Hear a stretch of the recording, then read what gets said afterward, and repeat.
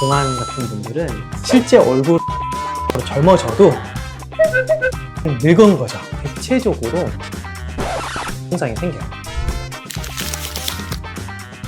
저희가 이젠 젊음, 노화, 그리고 건강에 대해서 이제 다루잖아요. 근데 이제 결국은 통합적으로 다룬다는 접근에서 이거를 시작할 때 이제 가장 공감되는 어떤 키워드가 뭘까라는 생각을 많이 했어요.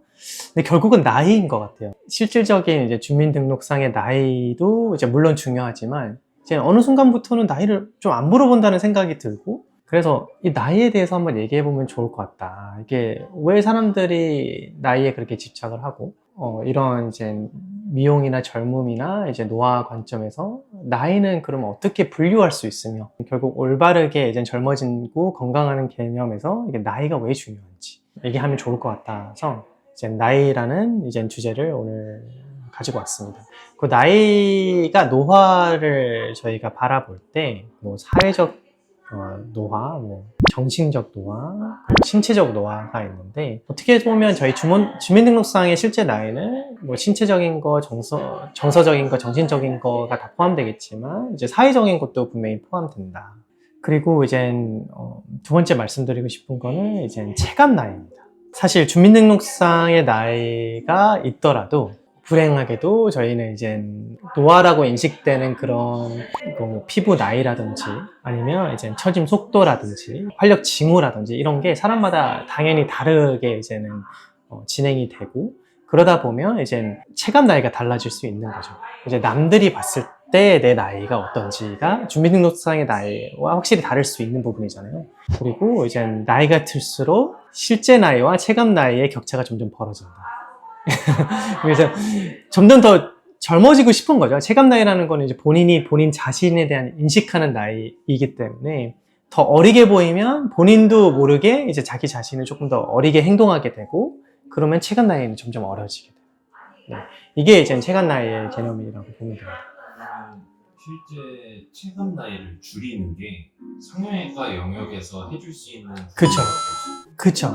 그게 이제 이때까지의 성형외과 영역의 이제 실질적인 메시지였던 것 같아요. 예쁘면 다다, 젊으면 다다, 젊어 보이면 다다. 근데 물론 이제는 외형적인 게 내형적인 거에도 분명히 영향을 끼친다고 저는 생각하거든요. 예를 들어서 30대인데 60대처럼 보이는 사람이 있다고 생각하면 다른 요소가 전혀 없더라도, 뭐 일적인 스트레스나 이제 관계적인 스트레스가 없더라도 그 요소 자체만으로도 스트레스가 되거든요.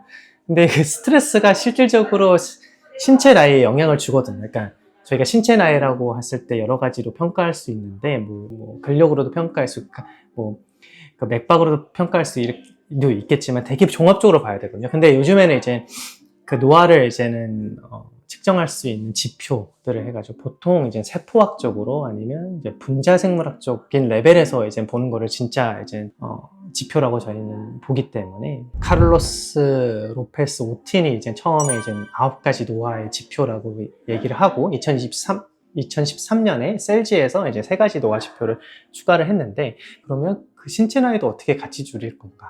겉모습이라든지 이제 본인이 체감하는 것과 무관하게 이제 일반적인 우리 의학적 검사 통해서 뭐 활력 징후라든지 그런 간접적인 영역을 통해서도 얼마큼 건강한지, 얼마큼 젊은지, 얼마큼 노화 속도가 어떻게 진행되고 있는지. 그렇지만 이제 신체 나이의 예시를 말씀드리면 얼굴 나이는 그대로인데 세포는 분명히 늙어가고 있거든요.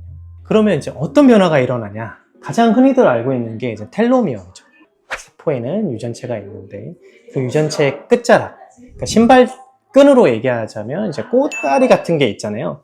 꼬다리가 저희가 세포 분열하게 되면 될수록 점점 조금씩 짧아져요. 원래 길이가 예를 들어서 1cm였는데 5년 뒤에 0.9cm면 0.1만큼 노화가 된 거죠. 이게 이제 신체 나이입니다. 그러니까 실제 얼굴을 안면거상으로 젊어져도 세포 나이는 늙은 거죠. 그러면 이제 단백질 형성이 이상하게 되고 막 염증 물질이 계속 분비되면 뭐 얼굴만 40대가 된 거고, 지금 60대 상태에서 어떻게든 이제 속도를 늦춰야지 이제 진정한 의미의 이제 노화 복구 개념이 되는 거죠. 성형외과 영역에서도. 네. 체감 나이를 이제 노안이라고 또 어떻게 보면 같은 맥락이라고 볼 수 있잖아요. 맞아요. 그게 그거에 대한 자료를 한번 준비를 해봐도 네, 준비를 하셨더라고요. 노안에 대한 성적인 인물로 현모직님이 보면 확실히 이젠 그러니까 얼굴적으로 봐서는 노화의 특징들이 이제 많이 나타나죠. 나이가 들면 여러 가지가 늘어짐이 발생하게 될 텐데 유지인대가 늘어지게 되겠죠. 눈 밑 고랑을 형성하는 유지인대가 있을 거고 인디안 밴드를 형성하는 유지인대가 있을 거고 이런 게 다 처음에는 되게 탱탱했는데 이게 늘어지게 마련이에요. 그러면 이제 뭐 아시겠지만 이제 속눈썹과 눈물 고랑의 사이가 점점 멀어지고 그런 울퉁불퉁함이 생기겠죠. 그러면서 결국은 이제 팔자에 걸치게 되는데 팔자가 깊어지고 뭐 이런 것들이 이제 중력으로 인해서 점점 아래로 처질 거 아니에요. 그리고 이제 피부 탄력 저하도 이제 꼭 이제 유지인대 레벨이 아니어도 이제 저하가 되니까 그런 노화가 보이고 그러면 대체적으로 얼굴이 길어 보이는 형상이 생겨요. 그러니까 같은 사람의 노화를 쭉 이렇게 보면 똑같은 사람인데 노화가 되면 얼굴이 길어 보여요. 그래서 그 노안이라고 하는 사람의 특징은 딱 제일 쉬운 특징이라고 봤을 때는 좀 길어 보이는 인상. 구교환님을 보면은 되게 동안인데 현봉식님보다 나이가 훨씬 더 많은.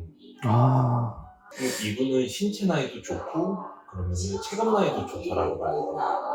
그럴 것 같아요. 딱 봐도 네, 굉장히 활기차 보이시고 얼굴산도 많지 않아가지고 그런 운동도 이제 많이 하실 것 같고 와우 할 정도에 우리가 봤을 때 동안 같은 분들은 이제 어느 정도 그런 그 생활 습관이라든지 그런 걸 잘 유지를 해서 신체 나이를 어느 정도 조절한 사람이라고 저는 생각을 합니다. 그런데 이제 제가 말씀드린 대로 이제 눈 밑에 애교살도 좀 있고 그리고 이제 속눈썹과 고랑가 사이 약간의 볼록함이 살짝 보이긴 하는데 그래도 이제 나이에 비해서는 확실히 이제 짧고 그리고 팔자도 별로 없고 네, 얼굴 라인 매끈하시고 코도 이제 뭐 잘생기셨고 처짐이 없으시고 일상 속에서 내가 신체 나이를 줄일 수 있는 방법이 있다라고 하면 간단하게라도 실천을 할 수 있을 만한 게 있을까?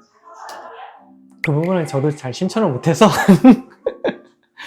그러니까 이게 결국은 그러니까 오셔가지고 이런 생물학적 지표들을 이제 검사를 해보고 뭐 굳이 거기까지 가지 않더라도 예를 들어서 만약 애플 워치 같은 게 있다고 하시면 이제 그런 심박수 같은 거를 좀 데이터적으로 접근해가지고 그러니까 한 달, 세 달 이렇게 간격으로 해서 그거를 이제 평균으로 접근해가지고 보시면 내 심박수가 확실히 1년 전 비해서 뭐 떨어졌네, 높아졌네 이런 게 이제 실질적으로 돈이 안 들어가고 도움이 되는 지표라고 생각해요.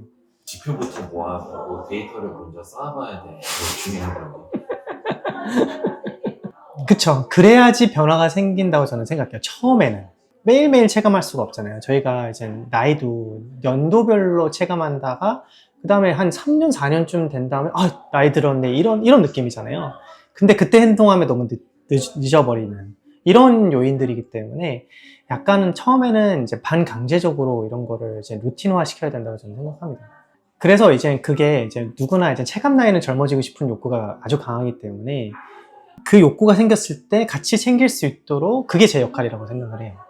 중요하다라고 한 걸 한번 꼬집어 주시면 좋겠어요. 체감 나이뿐 아니라 신체 나이를 같이 챙기자. 그 차이를 잘 알고 있자.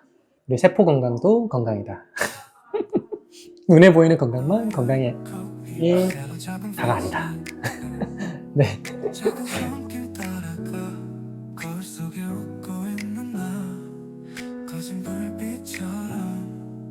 예전 모습 사라져도